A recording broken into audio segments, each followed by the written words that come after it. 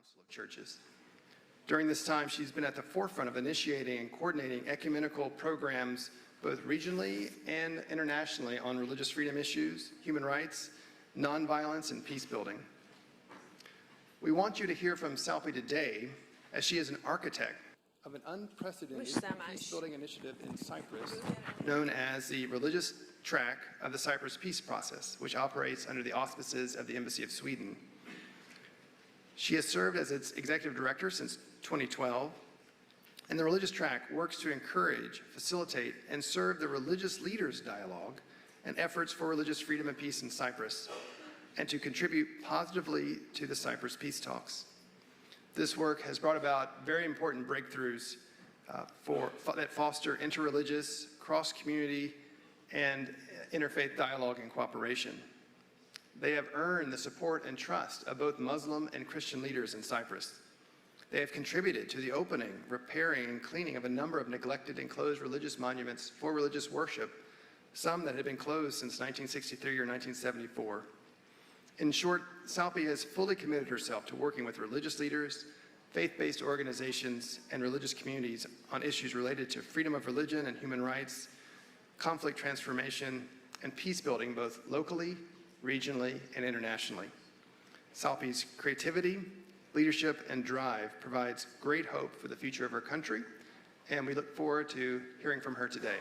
Thank you very much.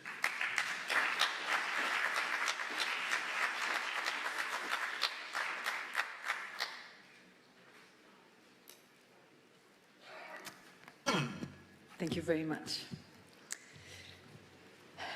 Exactly today, 45 years ago, my mother, 5-year-old little sister, and I were huddled in the corridor of our home in Nicosia, Cyprus, hiding from the shootings of the 1974 coup in Cyprus, waiting for my father, who was missing. We waited 5 days. I was one of the lucky ones that despite the displacement, burning down of our family business, experience of life in a camp, my family was safe and we were together in the end. 45 years later on, exactly on the same day, I stand before such a fantastic gathering of amazing people, advocates, who are working to advance religious freedom all over the world. Honestly, I still can't believe it can be true. I thank all of you for all you do, and I thank God for the opportunity to be here before you and with you. I thank the State Secretary Pompeo for his commitment and hosting such a human rights gathering, and Ambassador Brownback for convening it and bringing us together, and all who worked and are still working hard for it and for the generous hospitality. I stand on the shoulders of many who raised me, who believed in me, taught me, guided me, and worked with me, and still do. I especially want to recognize the Christian and Muslim religious leaders of Cyprus and the different faith communities in Cyprus with whom I worked for the last 10 years for their courage and to do what is right. The Swedish government, the Embassy of Sweden in Nicosia, my colleagues, my friends and colleagues at the US Embassy, and all without whose support and encouragement, I wouldn't be here today. As a grandchild of survivors of persecution, deportation, destitution, mass killings amounting to genocide, still disputed and denied, my family never lost their faith. They never stopped to love and teach love. That was the way they overcame their trauma and heal. I was inspired by my mother, her mother, and her grandmother to work for the rights of everyone, everywhere, all the time, that no one would ever have to suffer what they did. Above all, they taught me to have faith, to forgive and never lose hope. Almost a century later, and we heard yesterday, we still witness women and men, young and old, being persecuted for thinking, believing, and practicing what they want, tortured, raped, incarcerated, killed for who they are and for what they believe. I was asked to share with you a few thoughts of what we do in Cyprus, of the religious track of the Cyprus peace processes. We call it RTCIP for short, which was created out of a realization that international diplomacy and Cyprus had failed to acknowledge the significance of religious freedom in ensuring a peace agreement in Cyprus in 2004. The realization that a country in conflict since '64, divided following a coup and a military operation in 1974, partly occupied militarily, where two ethnic communities were ethnically cleansed and religiously totally separated, to live side by side in a small, very small island, still without a comprehensive agreement till today, on how to live together and share their homeland. Repeated UN Security Council resolutions, countless meetings of political leaders led by the UN, have not yet brought the two sides to a peace agreement. Thankfully, international diplomacy has started to see one of the flaws in this process, namely that without dialogue and cooperation of all sectors of society, including the faith communities, religious leaders, women and men, without efforts to build trust among them, without everyone looking at the past together, without addressing the pain of the other, without being truthful together, without compromising together, it will not be possible to strike an agreement and make it viable. This should have and should apply and include the religious leaders, faith communities, and women too. One of the areas where we still need to be truthful and address more is that of religious freedom, and the realization that religion is also part of our identity. Religion was and it still is one of the victims of the Cyprus conflict. While Cyprus is not a religious conflict, religion is part of it. The two ethnic communities, Greek Cypriot and Turkish Cypriot, do not share the same religion, one being mainly Greek Orthodox Christian and the other mainly Sunni Muslim. In addition to the ethnic minorities like the Armenians, who are mainly Christian Orthodox, and religious minorities who settled in Cyprus centuries ago, like the Maronite Catholic, Latin Catholic, who also are caught in the conflict and were separated from their homes and places of worship, which also includes evangelicals and Buddhists and Baha'is and Jews living in Cyprus. When people got separated and the island was divided in '74, without any free movement between the ceasefire line, places of worship, cemeteries, especially Christian ones, which are also considered sacred, became victims of vandalism, lootings, and neglect. The faithful, to whom these sacred places meant everything, were denied access to worship or even visit. Properties of the religious communities were brought under the guardianship of the respective authority where they were located, be it in the south, government-controlled areas, or north under the Turkish Cypriot or Turkish military control, depending on where they were found. All religious artifacts, priceless icons, and more were confiscated, stolen, lost in the conflict. Places of worship were neglected, locked up, or used as a place of worship for another, as cultural or community centers, or stables and storages, or just left there to perish. Worshipping was denied, or is denied, and at best controlled by state authorities or the military. A sore wound in the heart of all believers, an obstacle to peace. In the meantime, religion and religious leaders sidelined or asymmetrically involved in such a manner that was destructive instead of constructive. Till 2009, when we started the process, no religious leader from the two sides had ever sat together and met or talked to each other regarding the Cyprus peace process, ever. Since then, the 5 religious leaders of the island have met uninterrupted for the first time ever in the history of the island. We designed a process of quiet diplomacy, where a meeting took place at the residence of the Swedish ambassador for the first time in 2009, bringing together the leader of the head of the Greek Orthodox Church of Cyprus together with the Mufti of Cyprus. They'd never come together, without an agenda, just for them to meet, to decide and to design together if they wanted to be together, and they did.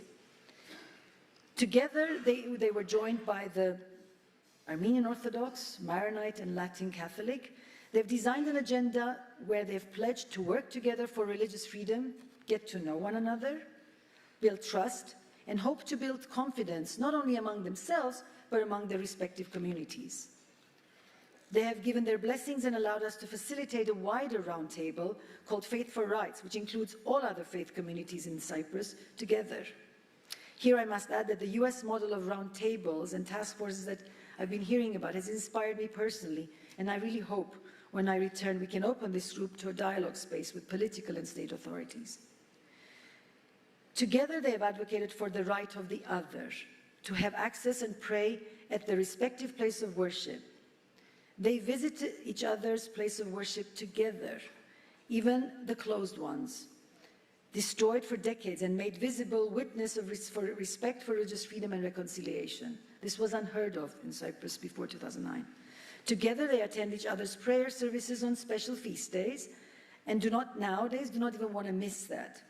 Together they've spoken out not only on religious freedom and the Cyprus conflict, but against terror attacks, violence against women, for the missing persons, something also unheard of before 2009. Together they've joined campaigns on other social issues where religious freedom has been a cross-cutting element. They learn each other's language under the same roof in 2 parallel classrooms in the buffer zone where no one tries to learn each other's language except some civil society groups. And most important, they advocate for religious freedom for all, for the other. They advocate for the right of the other despite the risks they face. The religious leaders have learned that in a divided society where one does not acknowledge or recognize the other, speaking to each other and speaking together based on principles of human rights and international law does bring about change.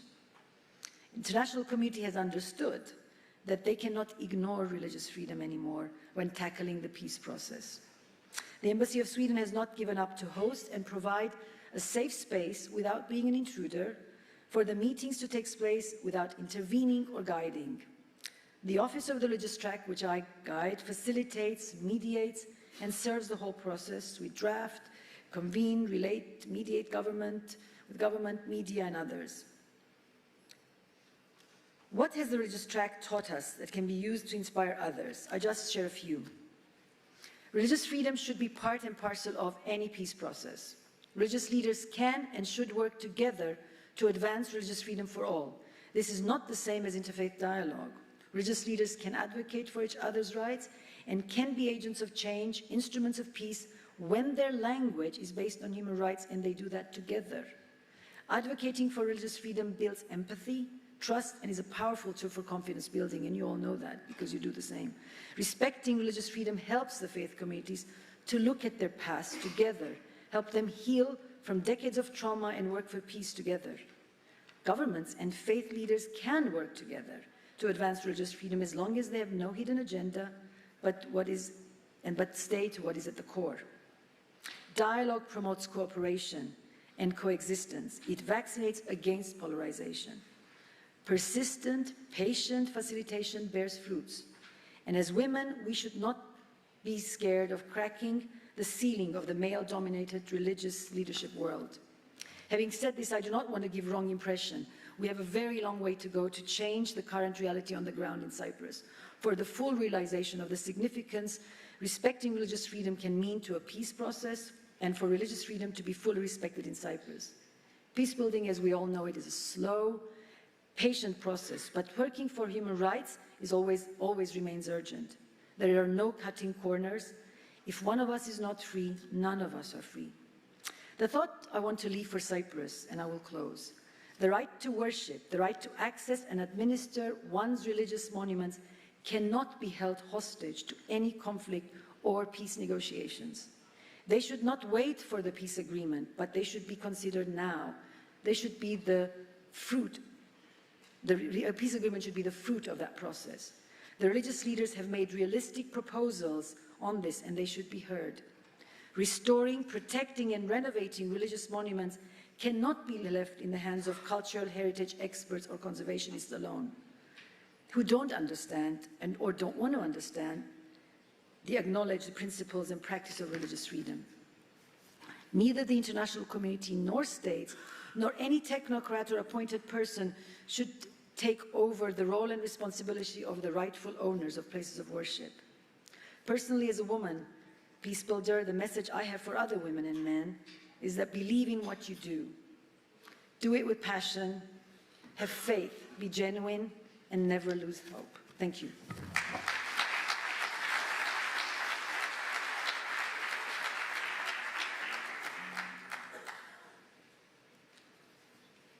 Thank you so much for that and for your work.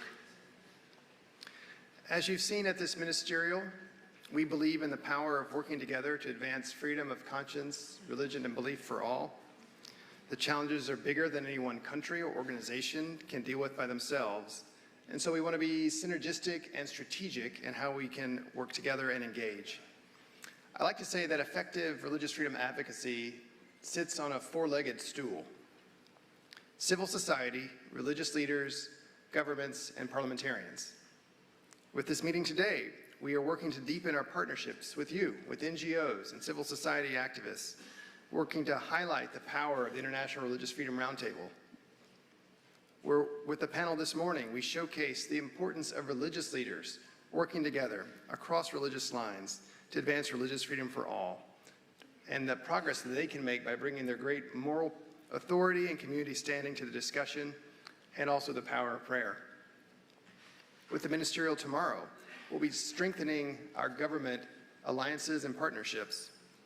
And right now, we'll be talking about parliamentarians, the fourth leg, and we'll be sharing about a fairly new initiative that's really starting to take form. The International Panel of Parliamentarians for Freedom of Religion or Belief, which is a very long title, goes by the acronym IPP4, is a network of parliamentarians and legislators from around the world committed to combating religious persecution and advancing freedom of religion or belief for all. They come from every region, every faith, and every political persuasion. They agree with what we heard yesterday from Speaker Pelosi and Congressman Frank Wolf, that religious freedom isn't just bipartisan, it's nonpartisan, something everyone can and should support and defend. IPP4 is still very young, less than 5 years old, but it continues to grow and expand. And many people have come along this effort since it first started with a small group of parliamentarians from several countries gathering in Oxford, England in June 2014 to discuss ways to confront the rising tide of religious persecution. At the time, I worked at USERF, and I had the privilege of being there in that meeting, and David Anderson was there, and we'll be hearing from him momentarily. And at that meeting, an agreement was reached to begin a wider international coalition in defense of religious freedom. USERF Commissioners Katrina Lantos-Swett and Mary-Ann Glendon participated. Lady Elizabeth Berridge from the UK All-Parliamentary Group on FORB was there. Charles Reed from the Church of England, Cole Durham from BYU, Ed Brown from the Stephanus Alliance, and the Norwegian government have all been steadfast partners. In November 2014, IPP4 became a reality when it was launched in Oslo at the Nobel Peace Center. It was there that 30 parliamentarians signed the Oslo Charter, the founding document of IPP4, an expression of common goals and a declaration of commitment to freedom of religion or belief for everyone, everywhere. Since then, the network continues to grow and has convened major international meetings in New York and Berlin with the support of the Konrad Adenauer Foundation and other governments. And I think what's so great about IPP4 is that it pools the political capital of individual parliamentarians for greater impact. It provides a network for parliamentarians who want to do the right thing but don't know how. It also provides an important network for parliamentarians who are working in an oppressive system and are looking for allies abroad. In sum, IPP4 is multi-faith, multi-regional, multi-party in its work to advance religious freedom for everyone. So I think it's going to be a great discussion. And what I'm going to do is introduce the three IPP4 members. They'll come up to the stage after I introduce them.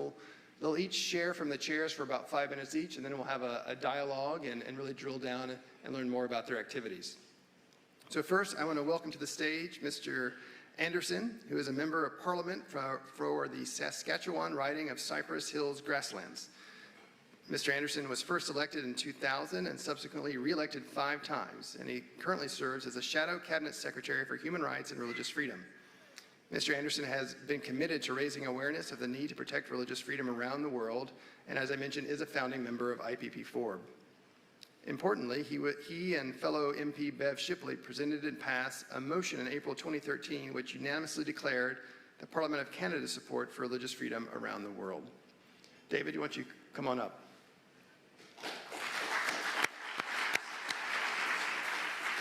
Next, I want to introduce Mr. Kwankwa. He's been a member of Parliament of the Republic of South Africa since August 2013. He's the Chief Whip and Deputy President of the United Democratic Movement, one of the opposition parties in the South African Parliament.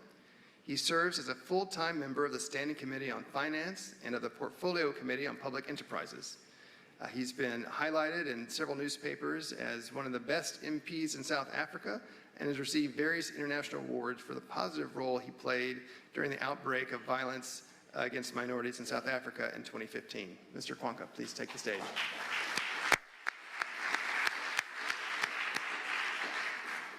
And last, I'll introduce Ms. Mukti. She's an Indonesian politician, a member of the Defense, Foreign, and Information Affairs Committees in the House of Representatives of Indonesia. She's also an international women's rights activist. She's one of the members of the Southeast Asian Parliamentarians for Freedom of Religion or Belief, called CFORB, and has been actively involved in a number of human rights and FORB advocacy throughout the region.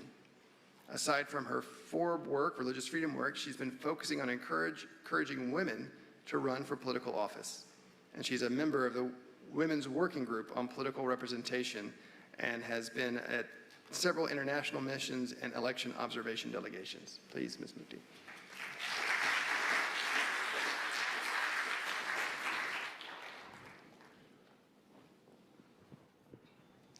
So let's get started with our conversation. Mr. Anderson, why don't we turn to you as the founder of IPP to tell us a little bit about the work and share with the audience here what you'd like. Okay, thank you, Mr. Thames. First of all, I'd like to recognize one of my colleagues from Canada, Kelly Block, is here as well, and she is actually the head of the CanForb group in the Canadian Parliament, has been a founder of that.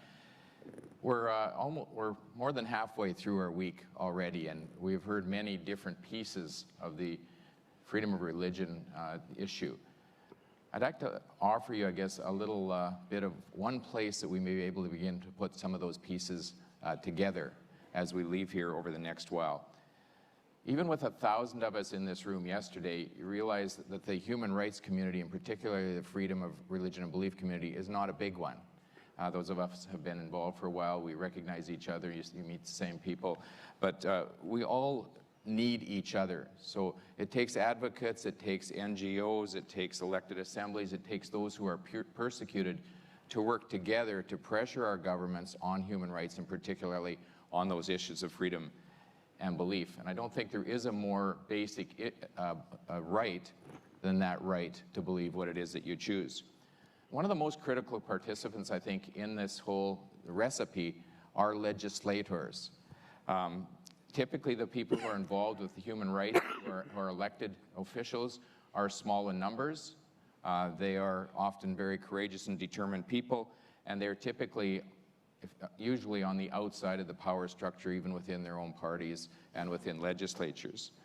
It is to them that IPP4 attempts to serve and to reach. We're the ones who create laws. We either support or oppose justice. We are often standing alone in some of these issues. You need legislators, but we need you. The places around the globe where we have had success as IPP4 have been places where people such as yourself have come alongside those of us who have been given the privilege of serving in the legislatures.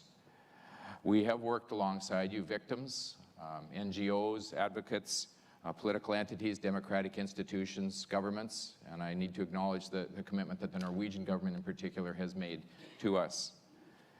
And I guess as we leave here over the next couple of days, there's something that I would like to encourage you to do, and that is to go home and to try to find those legislators, those elected officials who are showing courage, who are taking up the issues of freedom of religion and belief, and that you would come alongside them. It is not all that common for us to have people come into our office and say, look, we just came here to encourage you. We're here to encourage you. We think you're standing strong on something, and we want to stand with you. And I can tell you, if you will do that, you will find a very positive response from those of my colleagues around the world who are elected. And we need secretariat help, we need support help. When those groups are founded nationally and regionally, the people who are doing it are setting them up themselves. We don't come from the top and establish anything. We come in and offer to stand alongside them after it's been set up. And so I'm going to encourage you, as you go here, to go and find those people, to express your support for them and stand alongside them. I'm going to stop now because I want you to spend a little bit of time listening to a couple of my colleagues who are those people who have made that commitment and who are making a difference, and we have been privileged to stand alongside them. Great. Thank you.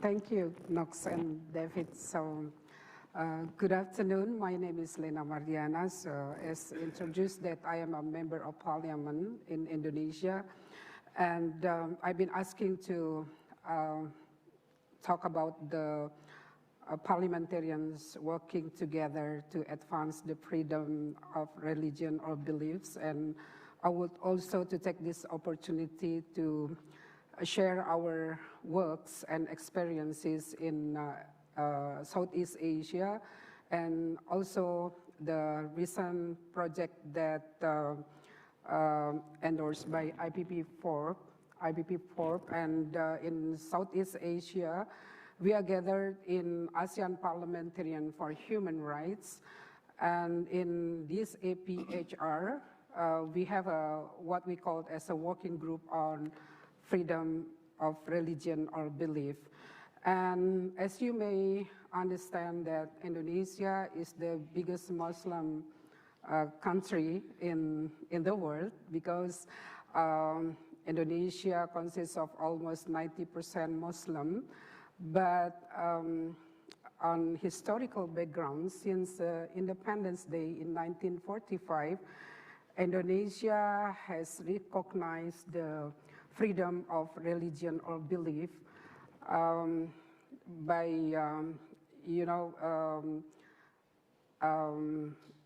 abolishing about seven words in its constitutional preamble, that originally it was stated that to practice Muslim or Islamic Sharia for Muslim, but since Indonesia also recognized the Christianity, and two of the committee on the constitutional drafting are were Christian, and the majority actually Muslim. But since we recognize the pluralism in Indonesia, we abolished the seven words in our constitutional preamble, which is known as Jakarta Chapter. And since then, the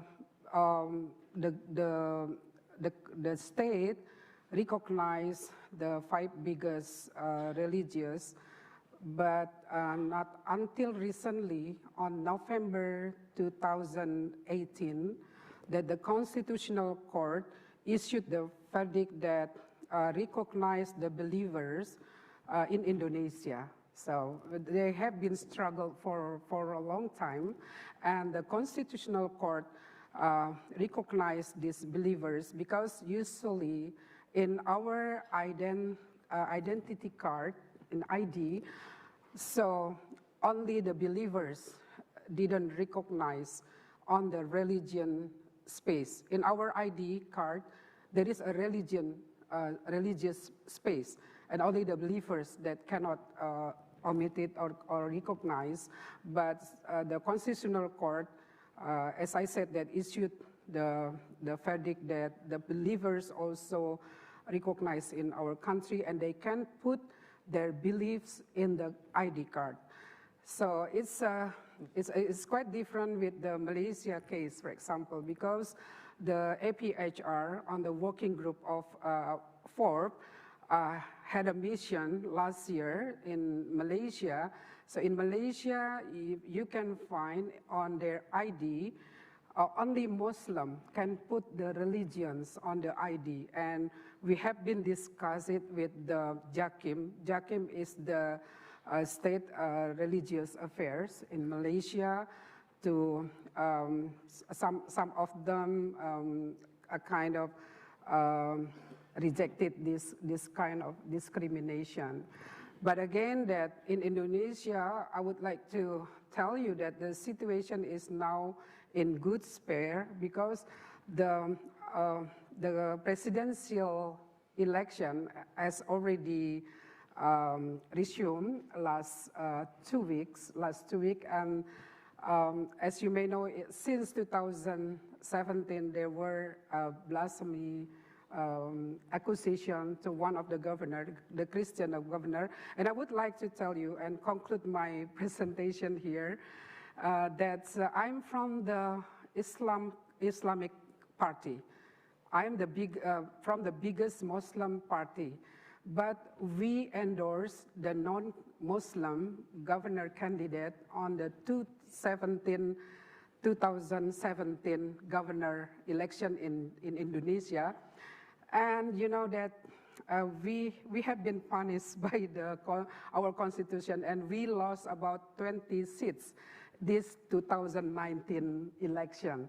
But we are working on to still stand for the the pluralism in Indonesia, even though we are as the Muslim or Islamic party as the biggest one, the old one, but we stand for the pluralism in Indonesia, despite that we lost the election, because we don't want to put our country's, the country's unity because of the 5 years election.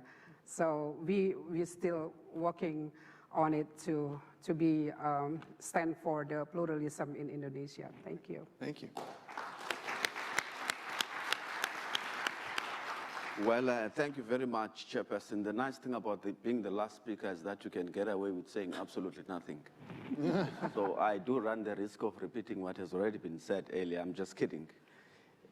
You see, when we consider the African context, we have to try and disaggregate it. That's how we've approached it. As a network of parliamentarians, we established African Parliamentarians Association for Human Rights. It's a regional version of IPP4. We promote freedom of religion or belief in Africa. But the context in Africa is slightly different in the sense that in most African countries, FOB as a principle and as a human rights is a constitutionally enshrined principle. It's there in the Constitution, and if you were to look at supporting pieces of legislation in some parts of the continent, it would be documented in very fancy phrases in those documents legally. But the problem is the enforcement and the practical implementation and giving practical expression to the rights that are enshrined in the constitutions of the different countries. And that is where we come in as members of parliament to ensure that the rights which are guaranteed in the constitutions of different countries are indeed enforced, and they are ensured that people do enjoy them. And in many instances, what happens is that in the African context, when they develop constitutions, they would model them against, say, the American Constitution, but they would never model the architectural infrastructure that you need in order for one to be able to bring practical expression to the rights that you want to advance to your citizens. That's problem number one. The other ones, they do it at a superficial level because they want to look good to the outside world without any intention of advancing those rights to the citizens. These are issues that we need to make sure that we understand and to grapple with as the network of FOB in Africa. That's why it's important for us to approach a very disaggregated approach. We look at the regional level to say, what are the issues, for example, in West Africa? What are the dynamics in that region? What are the challenges? For instance, if we were to consider, in South Africa, while Christians are a majority, in Sudan they're a minority. But if you go to the Democratic Republic of Congo, while Christians are a majority in certain regions, but in some parts of the regions, they're a minority and Muslims are a majority. And in those many instances, you do find FOB violations. So what we do is that we continue to recruit members of parliament into the network so that we can do workshops and fact-finding missions across the continent. Last year, for instance, we went on a fact-finding and solidarity mission to the Democratic Republic of Congo shortly before the elections. We discussed FOB, and because we're politicians, we're a little bit mischievous, we ended up discussing other issues as well. But the main focus of the mission was freedom of religion or belief. We undertook a similar mission towards the end of the year because we're targeting East Africa. We went to Ethiopia, for instance, where we had meetings with parliamentarians from Ethiopia with an intention and a view to reach out to colleagues who are in Eritrea. We walked out of that meeting with a commitment that when we go out, or go back rather, to East Africa, there would be colleagues and parliamentarians from Eritrea who would be part and parcel of the work that we're going to do. Because we want them to be part and parcel of a solution that would then propose to the government or to the authorities in that area. Because what happens in Africa, in many instances, even when there are political solutions to political problems, they tend to confine them to political issues and not try to address other human rights issues. A typical example is when political prisoners were given amnesty in Ethiopia. If you're looking at the relationship between Eritrea and how it has improved in Ethiopia, what happened is that all the religious prisoners who are still languishing in jail in Eritrea in very, very difficult conditions were never discussed, were never part of any discussion to say the matter will be taken forward. So our view is we have a responsibility as the IPP4 regional network in Africa to raise these issues, to make sure that we engage with authorities, and if needs be, provide the necessary political guidance, to provide the necessary political guidance of what needs to be done, how we can coordinate it, firstly, maybe at a particular regional level, say East Africa or West Africa, and secondly, to say at continental level, and to also consider the kind of support and assistance that would need from stakeholders such as yourselves as we do that. As I conclude, we are going to, IPP4 is going to have an international conference in Singapore in October. Africa will be bringing 20 African parliamentarians to that event. Some of them are coming from DRC. We recruited them there when we were doing the fact-finding mission. Some of them are coming from countries that are conflict-ridden, and some of them are coming from countries that are experiencing FOB challenges because we want to turn them into ambassadors of FOB. Thank you very much, Chair. Thank you. In the 15 minutes we have left, I'll have a couple of questions I think we'd all like to hear your perspective on. We've got this incredible gathering of members of civil society from all around the world, from different faith communities, different perspectives on religious freedom and how to best move it forward. What would be your advice to them on how they can go home? This is building off of your question, your statement about encouraging parliamentarians. What steps can they do to really educate parliamentarians about the importance of religious freedom, to get more, to join IPP4, or to join the African or the Southeast Asian networks? How can they help? That's basically the question I think we'd all love to hear your ideas on. Do you want me to start on that? Please. I'm a person who believes in action. I'm not someone who believes that we need to have meeting after meeting after meeting. So when I talk to you about going forward and finding members of parliament or senators or congressmen and just going to them and encouraging them and getting involved with them on this issue, I'm asking you to take action. And I think that is probably one of the most effective things that you can do, because where we find the activity that's taking place from our legislators, we need that kind of support.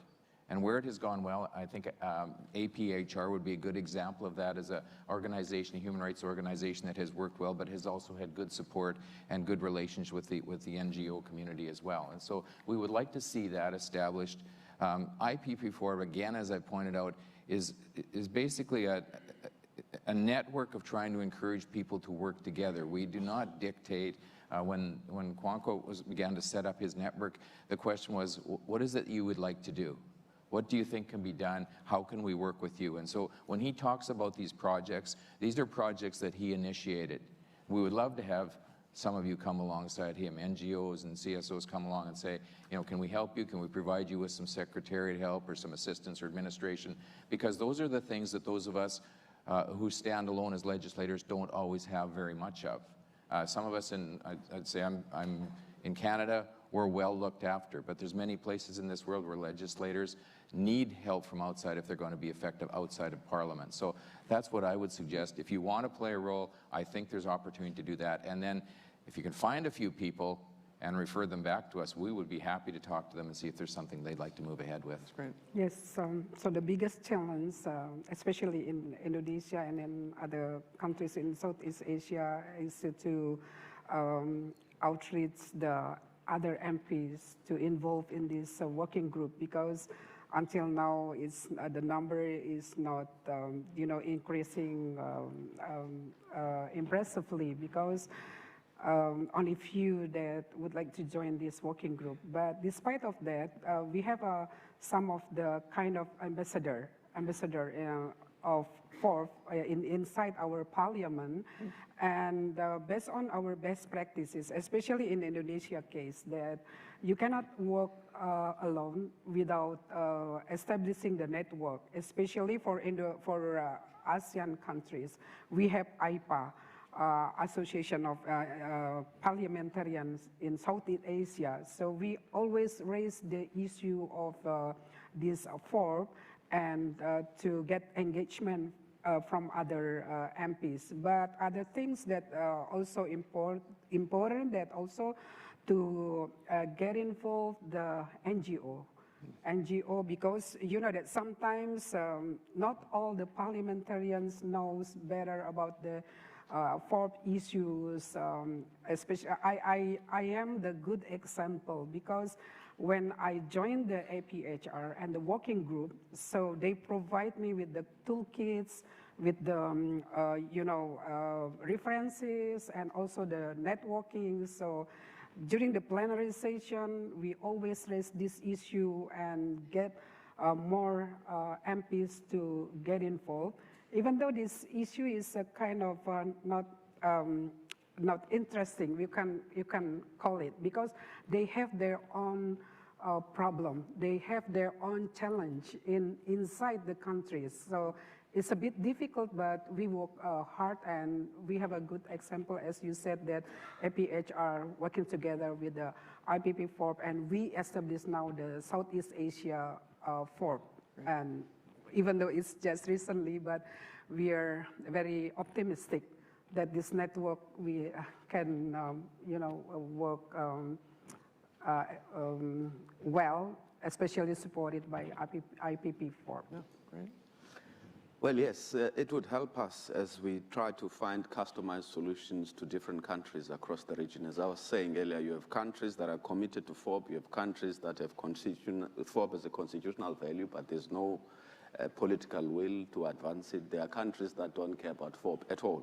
But there's also an attitude in Africa where they think FORB is a Western construct, as a human rights, or as, to use an African phrase, it's a nice life problem. We have other pressing issues to focus on right now. So as a parliamentarian that works on this issue on a daily basis, firstly, you want quality material and want quality support, because it's very easy to lose credibility, especially when you're trying to hold governments of other countries to account on issues that you might know very little about. You might understand the political dynamics at play, but not necessarily understand the complexities that have to do with FORB in a particular region. So the kind of support we need would be quality material and whatever other resources that would help us to facilitate our work as parliamentarians as we continue to try and hold governments to account in our respective regions. That's great. Just the last question as we begin to wrap up. I want everyone to know that Mr. Anderson is retiring from Parliament after more than a decade of service. Is that right? And he's been a stalwart advocate for religious freedom for everyone around the world, a cornerstone of IPP. So we'd be remiss not to just give him a round of applause just by himself for this right now. So, but based on that experience, and for our other colleagues here, the last question I would ask is, what are some of the best practices you've seen for effectively working across political and religious lines on this idea of religious freedom? What is the information you want to pass along to everyone as a best practice in that? Well, the best practices so far have been how we manage to coordinate our affairs at regional level and communicate issues across regions, and to facilitate understanding of the diversity of religions that exist at regional level. That's number one. Because through constant engagement about religious diversity, especially in Africa and our regions, you find that people have moved from a place where at first there was some level of grudging toleration towards other religious groups, to a place where they are able now to show respect and understanding of that diversity. And we're moving to a point where I think we're able now to build on the strengths and the capabilities that come with the diversity that we have in our team. As a result, we're moving to a level where we're saying, even in our mini-steering committee, diversity of the religions that exist in the African continent should be reflected somehow. We obviously will be limited by the number of people who are at the steering committee, but active steps are being undertaken to ensure that indeed happens, so that it becomes reflective of the religious communities around the continent. Right. Thank you. Yeah. Yes, I think that the best practices that first that we have to put the principle that we respect others development of the FORB in every country, especially in Southeast Asia. If you see that one country, for example, they don't ratify the ICERT, for example, that we didn't, or we don't blame them that why you don't do that, why you don't ratify this international covenant, etc. But we educate each other. We educate each other and, pass the information that we got from other networks and, and get involved the community, the religious leaders, what we've been doing, and ask them working together with us to educate people. Because the community education as well as the religious leaders is very important. It's very important, and I think based on this, what we've been doing, that we succeeded. We, especially in Indonesia, as you may know, that there are two groups, the big Islamic groups, Nahdlatul Ulama and Muhammadiyah. So we always consult with them what we should do as the MPs and to talk to their, the NU and the Muhammadiyah. So far it works very, very well. Just quickly, thank you for the recognition. I'm not sure you'll get rid of me that easily. But I hope not. anyway, I think 3 or 4 things. One is from our IPP perspective, the one thing that we've done is insisted that we focus, and we stay focused on Article 18, and that is really the core of what we are about. It's the only thing that we're focused on. That allows us to sit from very different political backgrounds, very different faith perspectives, very different, virtually every area of our lives, and be able to sit together and to say we're going to continue to work to advance Article 18. So we have maintained that focus, and I think that's been part of our success. The second thing that I think has worked well, the networks that have been established, and you see some of the consequences of those have been something that have been very effective. Again, it's not something that we've imposed, it's something we've asked people, would you set this up? If you can set this up, we'd like to come and stand alongside you and work with you. And I think the partnerships, we've been, I think, amazed and surprised by the partnerships, the groups and organizations that have come together around us right from the very beginning. And if I was to list them, I'd run over time here, but those have been essential for the success, such as it is, that we've had. And I think one of the small things that had really surprised us how effective it was we've done advocacy letters right from the beginning. I've done a lot of them out of my own office as well. It's one thing when one parliamentarian writes an advocacy letter. It's something different when 15 parliamentarians from one country write a letter and send it to an embassy. But there's a completely different level of effect when you have 30 or 40 parliamentarians from 30 or 40 countries who are writing to 30 or 40 embassies, and each of those ambassadors has to report back to their country that this has become an issue. And we have been told by parliamentarians this has made a difference in governmental policy because you put those advocacy letters out. So we want to continue to work on those things, and the future, we understand the pressures that are coming, but I also believe that there's a positive future. If we work together, we can make a big difference on this issue and make a big difference for many people around the world who need to have the freedoms that some of us take so much for granted. Great, thank you. Join me in thanking them. Much obliged.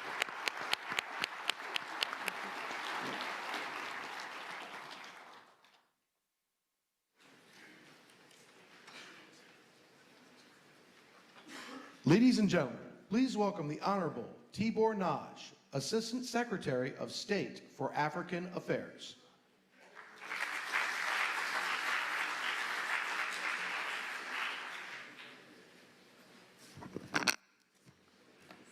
Good afternoon, distinguished ladies and gentlemen. Today, I have the privilege of introducing one of the Secretary of State's 2019 International Religious Freedom Awardees, Mohammed Yousef Abdal-Rahman from Sudan. Over the course of the last 20 years, the United States has pressured the government of Sudan to end discriminatory practices against religious minorities. Sudan is now on the brink of change, and we will use every opportunity to push for a civilian-led transitional government, one that respects the will of the people, protects their rights, including increased religious freedom for all Sudanese. The current governing authority and the future civilian-led transitional government must uphold the commitments of the previous regime to make sustainable progress on religious freedom. During this transition, the voices of champions of freedom, such as Mohammed, are needed more than ever. Mohammed is a human rights lawyer who has worked tirelessly to defend the rights of religious minorities in Sudan, both in his legal casework and through his advocacy. He is one of only a handful of Sudanese lawyers who regularly represents Christian religious groups in the Sudanese court system. For the past several years, Mohammed has been a central figure in an informal network of human rights lawyers who provide legal aid to religious minorities in Sudan. Due to government intimidation and direct threats from security services, however, Mohammed is the only remaining member of this group still practicing law in Sudan. Mohammed has defended Christian religious leaders who have been targeted for arrest on political charges following government interference in the internal affairs of their churches. He has also defended Christian congregations as they attempt to regain land following government confiscation of their church land and property or demolishment of their churches. Although he is Muslim and so part of the majority religious group, Mohammed has become a trusted ally of these minority communities through his work, helping them navigate Sudan's complex judicial system through his strong technical knowledge in international human rights law and Sudanese constitutional law, and his outstanding dedication to use the law as a force for good. As an influential human rights leader, Mohammed has assumed great personal risk and sacrifice, enduring several prolonged periods of detention. Mohammed remains undeterred in his advocacy for equal rights and protections for all, including religious minorities in Sudan. Mohammed is an employee of the Sudanese Human Rights Initiative, SHRI, a network of human rights activists, journalists, and lawyers in Sudan. At SHRI, Mohammed leads religious freedom advocacy in Sudan, including developing campaigns for stronger legal protection for minority religious communities and ending demolishment of religious property. He was a leading member of the Sudanese civil society delegation to the UN Human Rights Council in Geneva in 2018. Once again, it is my honor to introduce Mohammed Yousef Abdal-Rahman, recipient of the 2019 International Religious Freedom Award. Mohammed.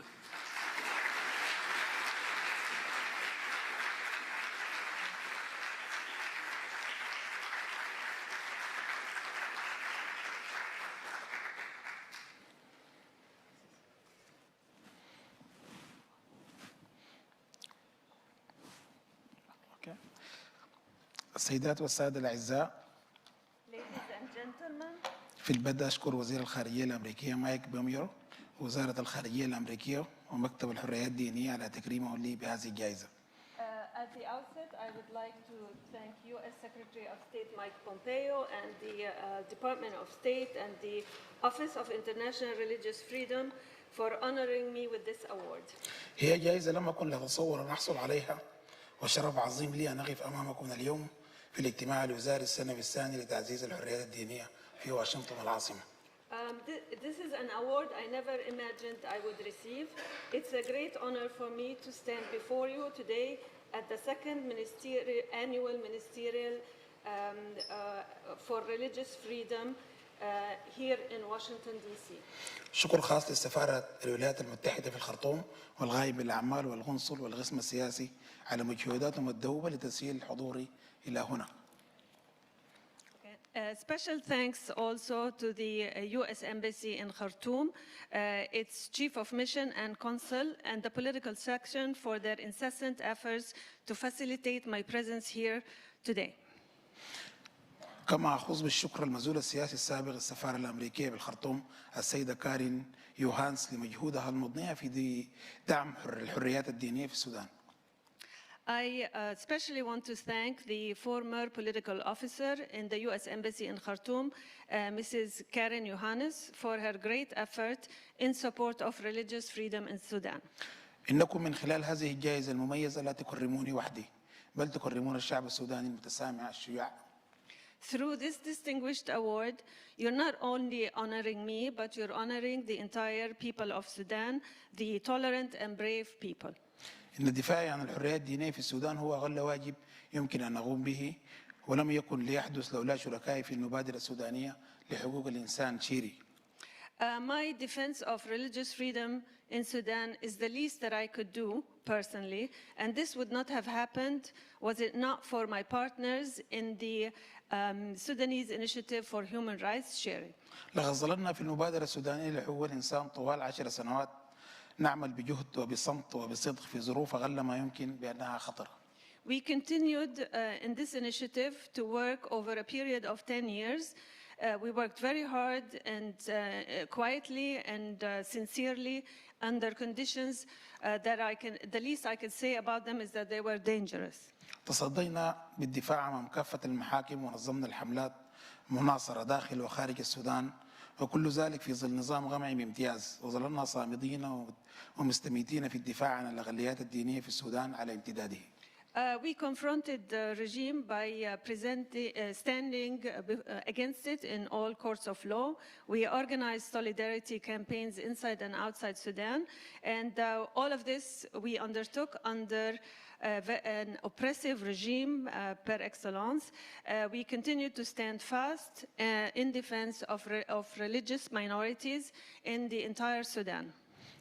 كما أخص بالتحية هنا رفيق دربي المؤسس معي للمبادرة السودانية لحقوق الإنسان الأستاذ الشريف محمد على إصراري وتشجيعي لجعل هذا البرنامج الحريات الدينية من أولى أولويات عملنا في السودان رغم كل المخاطر والصعاب. I specifically also want to send my regards to my colleagues and founders of the organization, especially my colleague attorney Sharif Muhammad wa Ali Sharif, and their determination and encouragement in support of this program for religious freedoms was one of their priorities and the priorities of our work in Sudan in spite of all the danger and difficulty. سيدات والسادة، لقد جئتم من بلد ممزقته الحروب في جنوبه وشرقه وغربه دارفور، بلد مليء بالأزمات اجتماعية وسياسية وأمنية ظل يعاني من هذه الآلام منذ استغلاله في 56 مع استمرار فشل الدولة الوطنية. Ladies and gentlemen, I come to you from a country torn by war in its south, east, and in the Darfur, a country full of social, political, and security crises, and it has continued to suffer from all of this pain since its independence in January 1956 with the failure of the nation state. شعبنا المسالم التواغد الحرية خرج في مظاهرات حاشدة في ديسمبر كانون الأول الماضي، قتل فيها مئات المدنيين وجرح الآلاف في المظاهرات واحتجز الآلاف دون محاكمة وكنت واحد منهم. Our peaceful people yearning for freedom took to the streets in huge demonstrations last December and January, in which hundreds of civilians were killed and thousands were injured, and tens were even detained without due process. I was one of these people. العديد منهم تم سجنهم مرارا وتكرارا دون أي تهم سوى عملهم وجهودهم في مجال حقوق الإنسان. وانتهز هذه اللحظة التاريخية لأحيي قادة التغيير السلمي في السودان الذين قدموا أكبر حركة جماهيرية سلمية في تاريخ السودان بل في العالم. Several of them have been repeatedly detained without any charge other than their only guilt was their work in the area of human rights. And I want to seize this opportunity, this historic moment, to salute the leaders of the peaceful movement for change for the Sudanese people who have participated in the largest public and peaceful movement in the history, not just in the history of Sudan, but in the history of the entire world. ضحى هؤلاء الشباب بأرواحهم الغالية لإطاحة بنظام عمر البشير الدامي الذي ظل جاسما على ظهر البلاد ما يقارب 30 عاما. These people have sacrificed their lives to fight a regime, an oppressive regime that continued to rule the country for 30 years. شهدت البلاد فيها ويلات الأزمات الاقتصادية والسياسية كما شهدت أسوأ فترات تطبيق قوانين لا تتماشى مع أدنى معايير حقوق الإنسان. During this period, the country suffered the tyranny of economic and political crisis. It witnessed the worst period in which laws that do not even meet or comply with the minimum standards of human rights were applied. سيدات والسادة، هنالك لحظات لا تنسى في حياتي كلحظة إطلاق سراحنا التاريخية وجموع الهتافات المحتجين تصل لمسامعنا من داخل جهاز الأمن سيء السمعة الذي يسمى الثلاجات. Ladies and gentlemen, there were moments that I would never forget in my life, such as the moment I was released. And this was a historic moment when we were cheered also by the large crowds of protesters, and we could hear them while we were inside the detention of the security, notorious detention of the security forces, which is nicknamed the fridge. لقد كانوا مجبرين على إطلاق سراحنا أمام جموع حشود الثوار الذين استقبلونا وحملونا على الأعناق في نهار الحرية والانعتاق 11 أبريل المجيد ونحن نردد نشيد الحرية والسلام والعدالة. They were forced to release us when they were faced with these large crowds of revolutionaries who welcomed us with open arms, and they carried us on their shoulders on the day of freedom, the day, it was the 11th of April, while we chanted the slogans of freedom, peace, and justice. وها أنتم اليوم تسجلون لحظة تاريخية أخرى بحياتي فهي أول جائزة وأول زيارة لأمريكا. And today we witness, and you are helping me witness, another historic moment in my life. This is the first award that I receive and the first visit I pay to America. كما هو شعور جميل بأن تعلم بأن هنالك بعض الأشخاص في العالم يراقبون ويدعمون نضالاتنا ويشيدون بجهودنا ويعرفون شيئا عنا وهو ما يطمئننا بأننا لسنا وحدنا. How beautiful it is of a feeling when you know that some people around the world watch and support our struggle and recognize our efforts and know something about us. This assures us that we are not alone. حاليا الأمل معقود بمستقبل مشرق فقد مهدت الحركة الجماهيرية الشبابية السلمية الطريق الصحيح لبناء سودان جديد قائم على مبدأ العدالة والمساواة والحرية والديمقراطية. Now our hopes are for, and we are looking forward to a bright future for the public and peaceful youth movement has paved the ground for the right ground for building a new Sudan that is based on the principles of justice, equality, and democracy.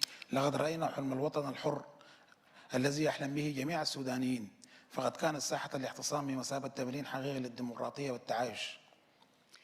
We have seen the dream of the free country that all the Sudanese dream of. We have seen it materialize in the protests, which were an example and a real practice of democracy and coexistence. لقد رأينا حلم الوطن الحر الذي يحلم به السودانيين فقد كان الصعد. رأينا المسيحيين وأصحاب المعتقدات والديانات الشعبية يشكلون طوغة حماية بأجسادهم أثناء صلوات المسلمين في مشهد مهيب كان الجميع بلا فوارق دينية أو عرقية. We have seen Christians and believers of from different religious and different popular beliefs form a human shield while the Muslims chanted and prayed. And this was an amazing scene in which no religious differences or ethnic differences could be felt. لا يزال الطريق طويلا وأمامنا الكثير من التحديات والعقبات.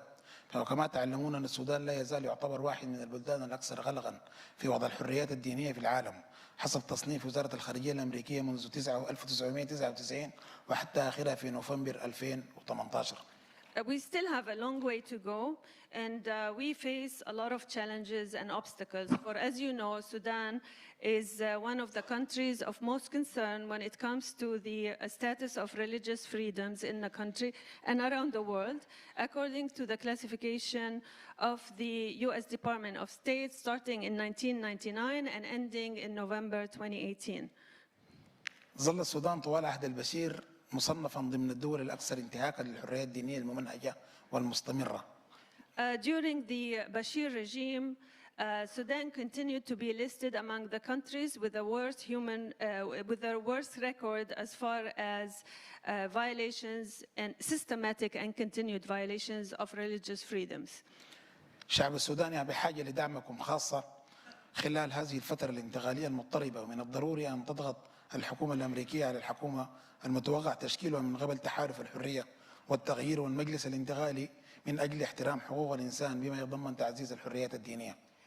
The people of Sudan are in need of your continued support, especially in this turbulent transitional period. It's important for the U.S. government to continue to pressure the government to be formed by the Coalition of Freedom and Change and the Transitional Military Council in order for them to respect human rights and also respect religious freedoms. هذه الجائزة أهديها بدوري لزملائي المحامين والصحفيين والمدافعين عن حقوق الإنسان والناشطين بشبكة المبادرة السودانية لحقوق الإنسان، وهم يقودون مع رفاقهم في المجتمع المدني السوداني عمل كبير.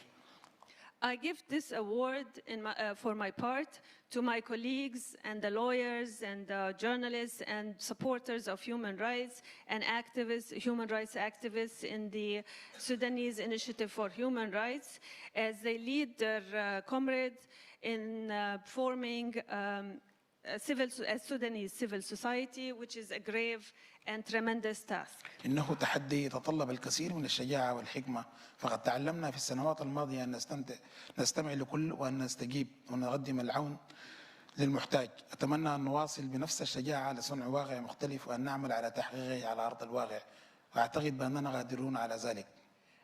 It is a grave challenge. It requires a lot of courage and wisdom. And we have learned over the last few years that we need to listen to everyone and we need to respond and extend a hand to the needy. And I hope that we can continue to work with the same courage to build a different reality and to implement it on the ground. And I believe that we will be able to do so and we will succeed. لابد هنا من شكر خاص للعائلة الصغيرة، زوجتي زينب وأبنائي ربيع ولين، وللوالد العزيز وإخواني وأخوتي، وأخص بالشكر أستاذ عمار يوسف الذي ظل معتقلا معي تعسفيا بلا تهمة طوال 4 شهور. لهم جميعا شكري وتقديري على تحملهم الأيام الصعبة التي كانت ضرورية لتحقيق الدولة الحرية والعدالة والسلام التي تحترم كل المعتقدات. I also would like to send a special thanks to my own family, my wife Zainab and my sons Rabia and Lin, to my dear father, my brothers, my sisters, and I especially want to thank my dear brother Ammar Yusuf, who continued to be held with me arbitrarily without any charge for a period of 4 months. To them all, I send my thanks and appreciation for their endurance of the hard and difficult times which we had to go through in order to achieve a state of freedom, justice and peace that respects all beliefs. أخيرا اسمحوا لي وباسم كل السودانيين الذين يعملون من أجل الحرية والسلام والعدالة باختلاف أعراقهم ودياناتهم بأن أقبل هذه الجائزة بفرح عظيم وامتنان عميق. Last but not least, allow me, and in the name of all the Sudanese people who work for peace, for freedom and justice of their various ethnic backgrounds and religions, to accept this award with great happiness and great gratitude. Thank you.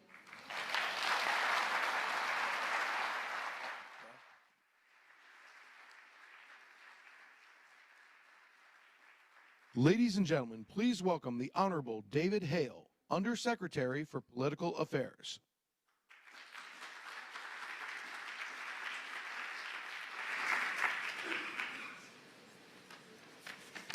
Well, good afternoon, and I'm very pleased to be here to join you at the second ministerial to advance religious freedom. And so far this week, we have examined challenges to religious freedom and how to work together to overcome them. And we've discussed tolerance, interfaith dialogue, and combating discrimination. We've heard the brave stories, as we just did, of survivors of religious persecution. But I'm here to introduce a leader who, in fact, needs no introduction, and that is, of course, Tony Blair, former Prime Minister of Great Britain and Northern Ireland, and one of the greatest champions of religious freedom. He's promoted the fundamental right to freedom of worship for decades, and Tony is a committed humanitarian. Before he left office in 2007, he tripled the UK's aid program for Africa. And during the UK's presidency of the G8 in 2005, he spearheaded agreement on 100% debt cancellation and an increase in global aid flows to Africa. And since leaving office, Tony has spent considerable time supporting efforts to protect religious liberties. I know firsthand because Tony and I toiled together for nearly 5 years on Middle East peace, and I've seen firsthand how dedicated he is to preventing conflict and extremism through faith-based initiatives. The Tony Blair Institute for Global Change works on some of the world's most difficult problems. Among many things, the Institute supports influential and respected religious and community leaders with training and resources to counter the spread of extremist ideology.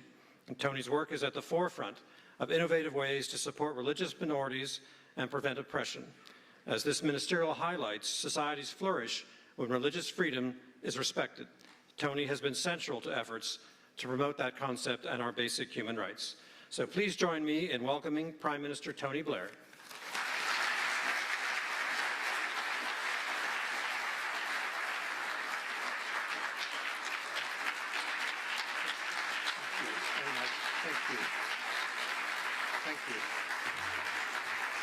Thank you.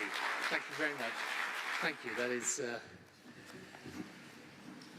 That is most kind. It's amazing how nice people are to you when you leave office. Can I first of all say it's a great pleasure and honor to be here at this ministerial, to thank David Hale, who I worked with for those 5 years, banging our heads against the great brick wall of the Israeli-Palestinian question. And can I also say a word of thanks to all the survivors that have spoken here at this conference. They are remarkable for their courage. They are inspiring in what they've told us, but most important of all, they give us a call to action. And I think we should always remember that we can state the facts of religious persecution, but the truth is we need action to end it.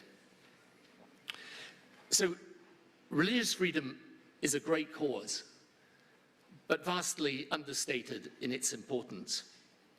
It is, of course, a moral cause, but the freedom to worship according to conscience and belief is also of deep relevance to peace, prosperity, and security. At the end of the last century, we thought that with the fall of the Berlin Wall and the disappearance of that political ideology would come a new and benign global order. Instead, that comforting illusion was shattered by terrorism and conflict, precisely based on a perverted sense of religious rather than political fervor. The abuse of the religion of Islam by Al-Qaeda, Boko Haram, ISIS, and other terrorist groups, however, does not stand alone. Extremists have hijacked other faiths, warping their proper meaning, persecuting those who practice a different faith, sowing seeds of bitterness and hate, dividing communities, and creating a climate of insecurity and fear.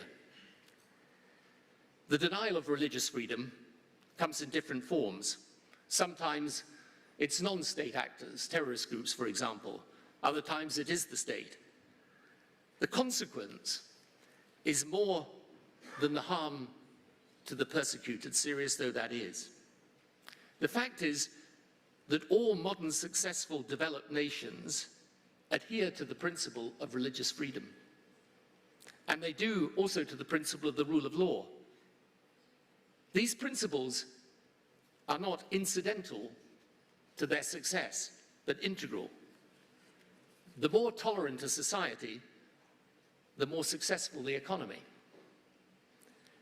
Today, as you will know, the world is changing with unparalleled speed. Travel, migration, the internet bring people together as never before. We're at the beginning of a fourth industrial revolution, which will alter radically how we live, work, and think. But this change will all tend to shrink the world's boundaries. Educated people will prosper, the open-minded will flourish, and an essential component of success will be the ability to traverse the contours of faith and culture with ease. Immigration can strain the fabric of the host community, but by and large, societies which welcome the energy of migration will do well. In this new world, culture and colors and customs will mix and mingle to mutual benefit. And as the technological revolution takes hold, and creativity, adaptability, emotional intelligence become prized qualities for employment and citizenship, attacks on religious freedom or the existence of religious prejudice, those are the very things that will cripple progress and hold back development. If we look back in history, religious persecution has never had a happy outcome, least of all, naturally, to the persecuted, but not even for the perpetrators. We think back to the expulsion of Muslims from Spain, the centuries-long fight between Catholic and Protestant in Europe, periodic pogroms against religious minorities, which always weakened the society indulging in them. In more modern times, the removal of Jewish populations from the Middle East following the establishment of the State of Israel evicted many talented, hard-working families to the immense detriment of the countries concerned. To think that 100 years ago, 1/3 of the population of Baghdad was Jewish, and many Jews held prominent positions in the government of Iran. More recently, the persecution of Christians in the region has driven the numbers in the Christian community down. Tragic, of course, for Christians, but also to the disadvantage of other religious communities. My strong view, having spent many years working there, is that the root of the struggle in the Middle East should not be characterized as Arab versus Persian or Sunni versus Shia. It is better understood as one struggle against extremism, whatever its manifestation, and a struggle for religiously tolerant societies and rule-based economies as the only viable future for the region, as well as, in my judgment, the only basis for lasting peace in the Israeli-Palestinian dispute. In Africa, where my institute now works with some 15 different governments and their leaderships to implement reform, the rising challenge is increasingly extremism and terrorism as much as traditional issues of development. The Sahel region, for example, poses an acute risk, not just to the countries in the Sahel, but to the surrounding region. In fact, you could trace your finger across the globe and you would find outbreaks of religious intolerance directed at Muslims, Jews, Christians, and even smaller faiths such as the Baha'i. And shamefully, Islamophobia and anti-Semitism are in parts of Western society today. But always, the outcome is not just misery for the victims, but regression for the country. In some cases, governments are the offenders, not through religious bias, but through anxiety over the capacity of faith to give allegiance to a higher power. But I want to focus specifically on the persecution which is religiously motivated.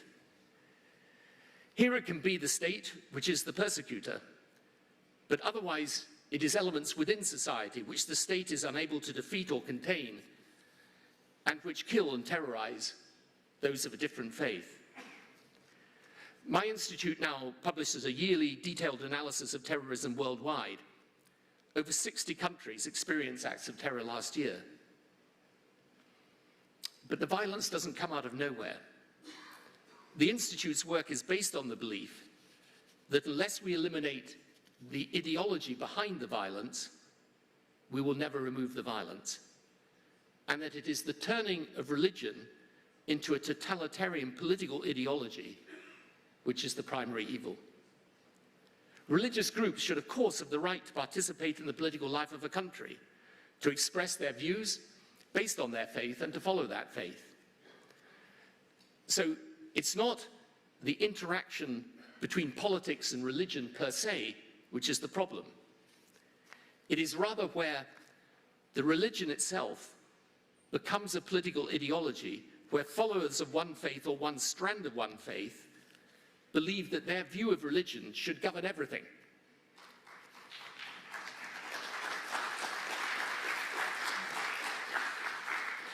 And that everything includes society, economy, the law, even government itself. Such a confusion of political ideology and religious belief inevitably turns totalitarian. Those who don't believe are excluded and delegitimized. Such groups demand religious conformity, are intolerant of difference and hostile to diversity. Some then justify violence in the name of faith because they don't recognize the other as an equal, but as an enemy. The perversion of Islam by the Islamist extremists and the violence associated with it derives from the Islamist ideology. The violence in religious persecution never starts with an act, but with an idea. That's not to say that all Islamists, or indeed all extremists from other faiths, are terrorists. Plainly they're not. Some condemn violence strongly. But if you believe that only one faith and only one way of practicing it should govern the entire political space, you are already on the path to persecution. It follows that we will never defeat extremism by security methods alone.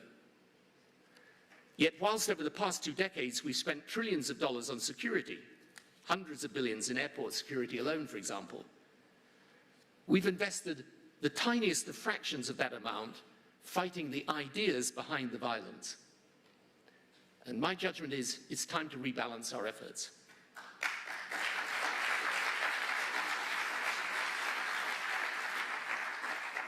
So we need the following. First, we should recognize this is a global challenge and requires globally agreed action and solutions. As the world becomes more interconnected and therefore interdependent, nations are obliged to cooperate, whether in stabilizing the global economy or tackling damage to the environment. The denial of religious freedom is not simply the denial of a basic human right. It is a source of conflict which rarely stays within the boundaries and borders of one nation. Therefore, the campaign for religious freedom needs to be raised up the political agenda with urgency. In fact, I think it would be a very fitting item for any country hosting the G7 or G20.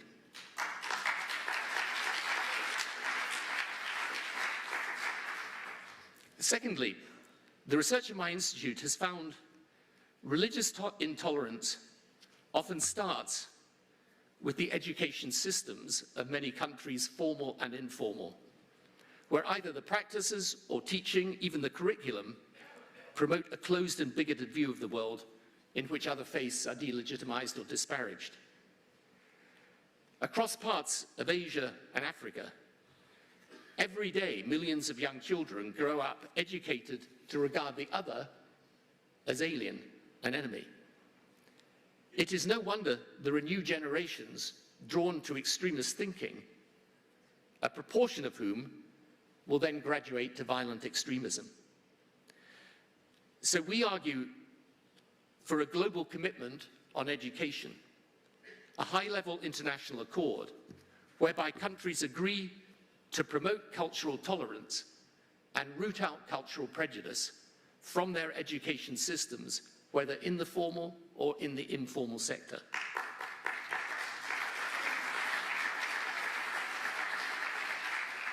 And indeed, because we believe that, as well as thoughts, you need action, the program of my institute, Generation Global, which links up children and students of different faiths and now operates in 30 countries, our experience operating this program is the moment you give young people the opportunity to explore those who are from a different faith, they learn, they understand.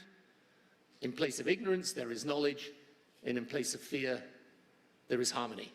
This is a very obvious thing, but we should be doing those programs as part of a global commitment on education. Such thinking should be a part of any modern education curriculum. This is not, by the way, teaching young people to be religious, but to be culturally aware. I believe there will be widespread support for such a commitment. Even those countries with obvious problems in their education system would welcome it as a means of forcing the more resistant elements within their own system to change. This commitment could be part of a wider drive to eradicate hate speech and extremism of all forms.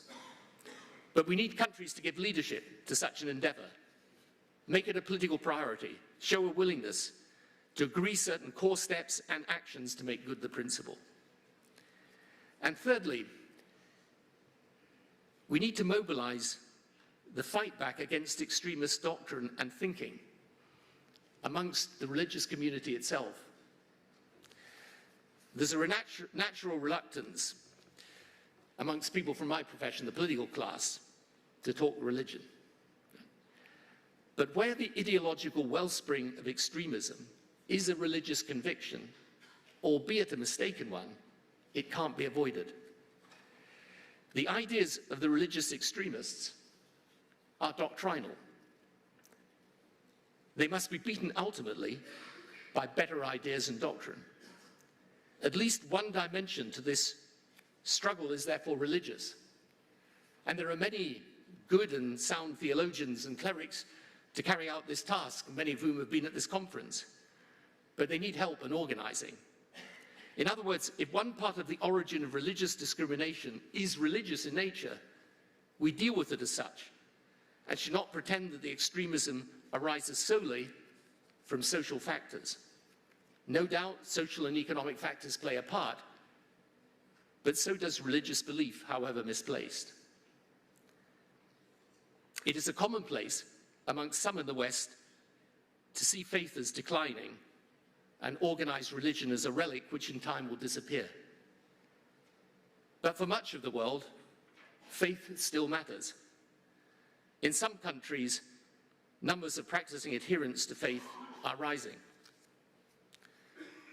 For example, by 2050, the number of Muslims will virtually have doubled over the course of the century, and for example, be a significant part of the European population.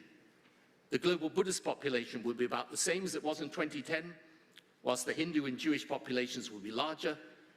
And in the United States, Christians will decline from more than 3/4 of the population in 2010 to 2/3 by 2050. Put all these factors alongside the force of globalization, pushing the world closer together, and religious freedom becomes a vital determinant of future peace and prosperity. Countries that are religiously free are going to be countries that are happier, more socially cohesive, and economically better off. So, in summary, my plea today is very straightforward. It is to give the fight for religious freedom its proper priority, not peripheral, but central. Not a fight left to NGOs, but one taken up by governments, and not governments left to campaign on their own, but joined together in one effective global movement in favor of tolerance, against religious persecution, and believing that freedom of religion is an essential part of a decent and humane world. Thank you.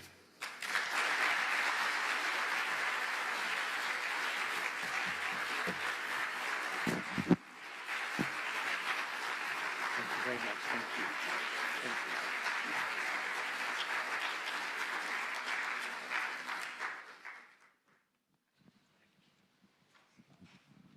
Well, Mr. Blair has graciously agreed to spend a few more minutes to answer some questions. We were able to reach out to a few of you to get some, what would be the question you would want to ask a former Prime Minister? And based on the excellent speech you gave, sir, I even jotted down a few more. Yesterday, at the launch of the ministerial and a side event, the Pew Forum for Religion and Public Life released its new study documenting the increase in restrictions on the free practice of religion around the world. They've seen over the past decade, every year, a continual rise. What would you think we would witness if advances to religious freedom are not made, if those trend lines, those negative trend lines continue? Well, I think if you end up with an essential conflict between a world that technology, travel, migration is pushing together, and people retreating into a form of cultural extremism where you see people of different faiths as illegitimate, then we're in for a very turbulent time. And, you know, the truth is that it's always, religion it can easily be abused because it's about faith, and faith is a very powerful motivator for people. So if people can be persuaded that their faith actually involves them in persecuting others, then you're likely to end up with a persecution that is very deep, very lasting, and very, very damaging. You know, there's a story told when we worked on the Northern Ireland peace agreement, because these things then become very much part of someone's identity. And at the height of the troubles in Northern Ireland, obviously you had big differences between Catholics and Protestants. And there was a story of a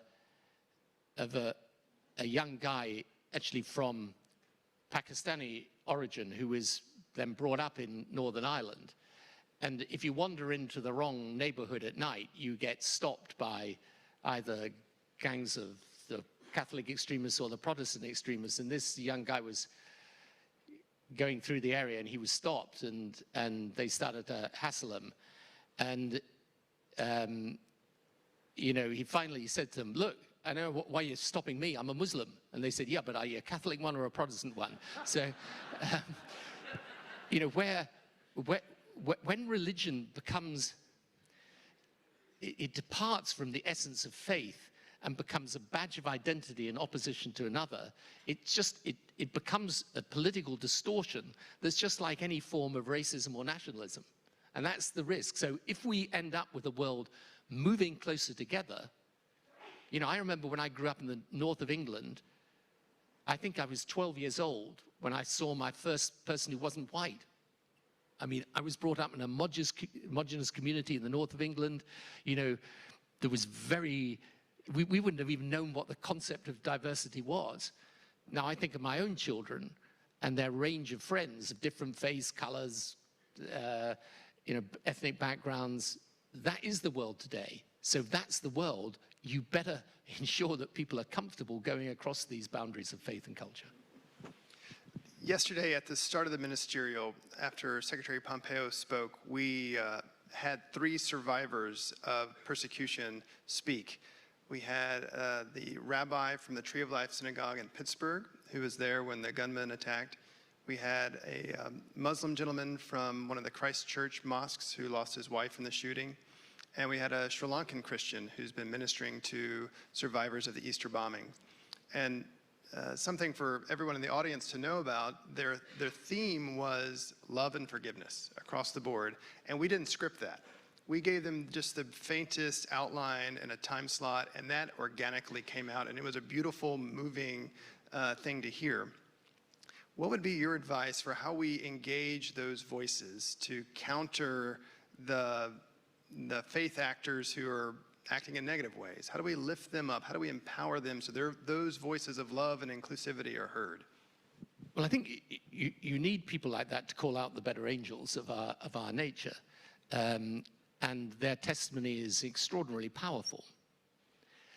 I suppose my feeling is that they need then to have governments acting on the back of that, because ultimately, you know, this is not going to be a problem that will be solved unless there is consultation and a program of action. And so that's really what I've come to the conclusion, you know, that it's easy to issue calls from politicians for everyone to get on. The best people to make that statement are the survivors, because they're the people with the most reason to hate, and if they show and demonstrate love, this is an extraordinary thing. So they're the best people to do that. But the currency of politics that's very easy is sympathy. The currency of politics should be action. And that's what needs to change. And one of the reasons why I think it's very important this conference is taking place, and it's a bigger event than I think than last year, and you know, but it really needs, I think it needs, I mean, David Hell mentioned what we did with Africa and debt in the G8 in 2005. I think it needs a big commitment from a high-level political gathering. Because, by the way, there are many things countries in the world will disagree on, but they should better agree on this. That's right. And it's in everyone's interest to do it. And I think even though by the way, it's then uncomfortable for certain countries, because let's be clear, some of the countries well, for sure at the G20, have let's say a poor or patchy record on some of these issues. Why not call it out and get it on the table? And if I was back in active politics today, which right now, with what's going on in my country, I'm quite glad I'm not. But if I was, I would be putting this issue on the agenda. I have become absolutely convinced it is central to making the 21st century peaceful.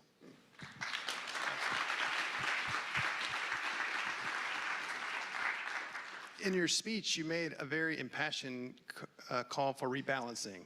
The statistics you cited just about airport security alone versus what countries are putting into combating extremism and promoting religious freedom. As a former head of state, a former prime minister, what would be the argument you would make to heads of state now for why they should rebalance? What's the argument? Because, for example, in my view, education is a security issue today. I mean, if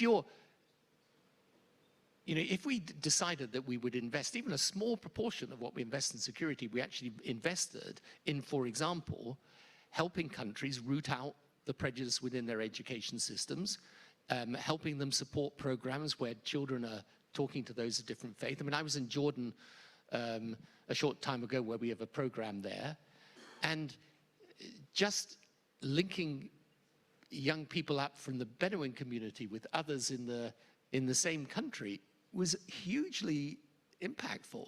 And, you know, to hear that these young people talk about how they changed their way of thinking as a result of engaging with those who are different, I mean, it's fantastic. And you know, it's a sort of very, part of the trouble with politics is that sometimes what is completely obvious doesn't make it onto the agenda. And I mean, it's just, I don't know. I still can't work it out even after all these years in it. But to me, it's completely obvious that if you, for example, in parts of Africa have systems where young people are getting educated, but educated to in a very narrow curriculum with a very narrow view of the world, why are we surprised if we have terrorism? Because you're creating the soil in which those extremist thoughts breed. So I think, you know, I don't think it's hard to see what you should do. I just think at the moment, this is still too much with my folk, with the politicians. It's still too much seen as, yeah, well, that's kind of fluffy stuff that you can talk about. But, you know, the real action is scanners and security checks and special forces. But if you're creating just the next generation of extreme thinkers, a proportion of whom will go into violence, you're fighting a losing battle unless you go to the roots. Yes, absolutely. So you've got an audience here. This is also being live streamed of people who are dedicated to this issue from every faith and none, from every corner of the world. What would be your advice to them for how to motivate elected leaders, government officials on these issues? What were interventions when you were in politics that you found persuasive and helped to bring you along to where you are today? Well, what I tried to do in my speech was in a sense answer that question by saying, you know, again, my experience of my own profession, which is politics, is that you need a focal point to campaign around. You know, in other words, you need to be able to rally people to a clear position. So when we did the debt and aid campaigns, which, by the way, PEPFAR program grew out of that, which is probably the largest single life-saving program that is, which was done by the American government, an incredible thing, and is still very active today. But we were able to do that because there was a coming together of civil society and political activism around a very specific proposal. And that's what I think this needs. So that's why I think there's no, you know, there's no way out of this that doesn't involve a clear agreement, which I think should be done at a global level. I mean, you know, we are used to this now. I mean, not to, I know there are differing views on the environment issue in Washington, but the point is, I think what that process taught me is that in a sense people have come to a view that you have to accept some sort of responsibility, global responsibility as a global citizen for what happens inside your own borders. If what happens within your borders is going to have an effect on other people. And so that's why I think, you know, the pollution of the planet is one thing, but the pollution of the mind is also important. And so I think it is something that could be properly done into a structured intervention. And, you know, we need to then mobilize this against hate and extremism. And we've got a whole raft of new challenges with technology where these things can spread. And, you know, social media is a great connector, but it's also, you know, frankly, it connects the bad as well as the good. And there's a whole agenda out there, therefore, that has to be dealt with. So my sense is the way people can get involved from civic society and non-governmental organizations is to come together with political activists around a specific set of proposals and, you know, make this a big point of debate with the political leaders. And, you know, freedom of religion, I mean, it's such an obvious and important thing. And it's a strange thing because I speak as someone who's of faith myself, but one of the things that I've done in recent years where I've had slightly more time to do it is to read much more about other faiths and to explore other faiths. And, you know, you realize that ultimately many of the moral doctrines, at least, associated with faith are the same across the faith boundaries. And they all spring from a strong belief that there's something more important than you and that compassion towards others is an essential part of what makes you human. And that, you know, do unto others as you would have them do unto you is a principle that wherever it originates is common to all faiths. And therefore when you look at how the world of faith itself is going to develop in the 21st century, and here's where I sort of depart from the political script, I think it would be tragic if faith was diminished. I think it would be a real problem if a sense of spiritual well-being and endeavor became excised from from our lives because religion had been taken over by people who regard it as a sort of political fight by another means rather than as a deep-rooted belief. And so I think we're also, when we're combating religious persecution and advocating religious freedom, there's a bit of me that also thinks this is the best way to make sense of spirituality and faith in the 21st century.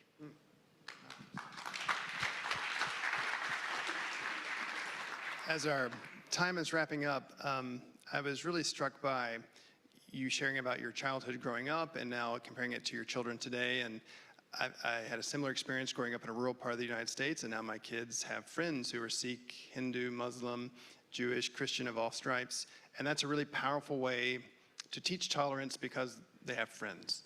But that's a tough method to replicate.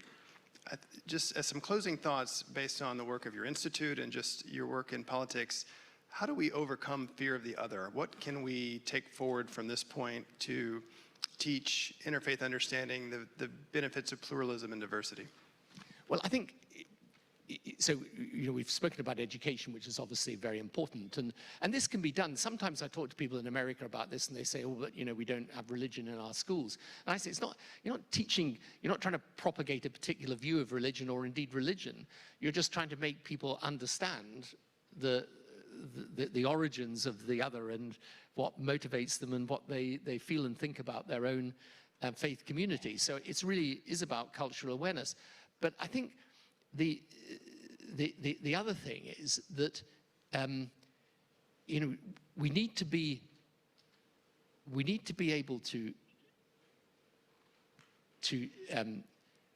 educate people not just for reasons to do with social harmony, but you know, I am really struck by the way the world is changing, how fast it's changing, and what a difference it's going to make to the employment prospects of, you know, not just people in the developed world, but the developing world. So my institute actually published a report last week in Africa about the effect of automation and AI on African jobs going forward, and which is going to be, by the way, very considerable with opportunities, but a lot of displacement.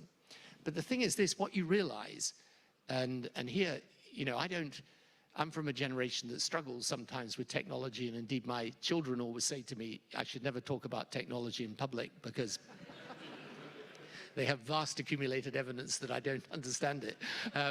But, you know, I do understand its impact. And the thing about the world that's going to happen, and I think it's going to happen at a speed we really haven't come to terms with, is those who succeed will be those with creative and open minds. And therefore, your education systems are going to have to undergo big, big change, you know, in our countries. And you're going to divide the world into those that can handle that and those that, frankly, are going to be absolutely alienated by it. So there is another reason, apart from all the obvious reasons, it is true that successful societies are religiously free.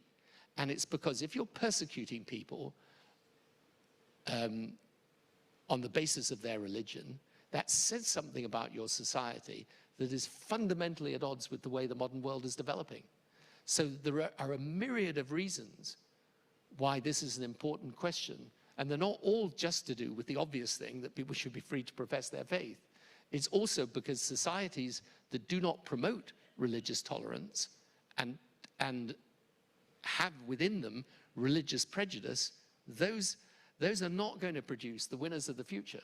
So this is why I think at every single level, this question is timely, it's important, and we just need to make sure that it, as I say, my sort of final plea in my speech and now is it's got to come up the political agenda.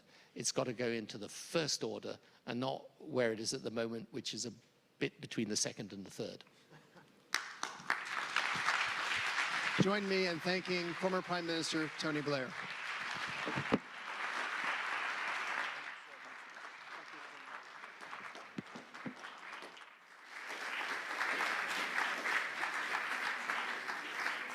Before we depart, I've got some information about just the The remaining schedule, that was fascinating, wasn't it? That was good.